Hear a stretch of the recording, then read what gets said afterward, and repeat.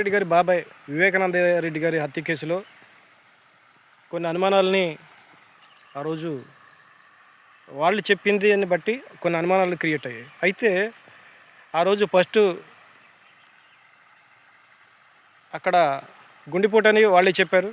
తర్వాత మధ్యాహ్నానికి గొడ్డల పూట అయింది. ఆ తర్వాత మా నాన్న చంపేశారు, మా బాబాయిని చంపేశారు, నన్ను అనాథం చేశారు అని సెంటిమెంట్గా డైలాగ్ కొడతాం.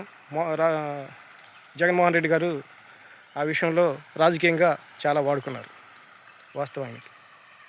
అయితే ఇదంతా ఒక ఎత్తు అయితే, రాజశేఖర రెడ్డి గారు చనిపోయినప్పుడు కాంగ్రెస్ ప్రభుత్వంలో మంత్రిగా ఉన్నటువంటి బొత్స సత్యనారాయణ గారు ఈ రోజున వైసీపీలో ఉన్నారు, జగన్మోహన్ రెడ్డి గారితో ఉన్నారు. కానీ ఆ రోజున జగన్మోహన్ రెడ్డి గారు బయట ఉన్నారు, కాంగ్రెస్ ప్రభుత్వంలో బొత్స సత్యనారాయణ గారు ఉన్నారు. ఆయన ఏం మాట్లాడారంటే, రాజశేఖర రెడ్డి గారు మరణం వెనక మాకు కొన్ని అనుమానాలు ఉన్నాయి.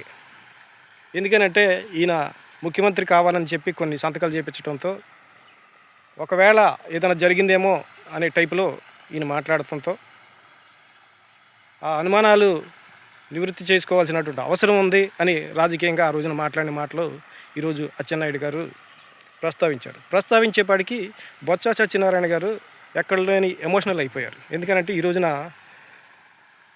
ఈ జగన్మోహన్ రెడ్డి గారితో ఉన్నారు కాబట్టి అది ఎక్కడ తనకి ఇబ్బందికరమైద్దో అనే ఆలోచనతో అవ్వచ్చు, లేకపోతే అప్పుడు జరిగిన విషయం మర్చిపోయి ఉండవచ్చు, మనం కరెక్ట్గా చెప్పలేము.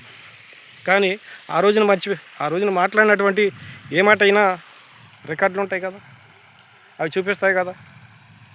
వాటిని ఈ రోజున టీడీపీ కార్యకర్తలు చూపిస్తూ ఉన్నారు.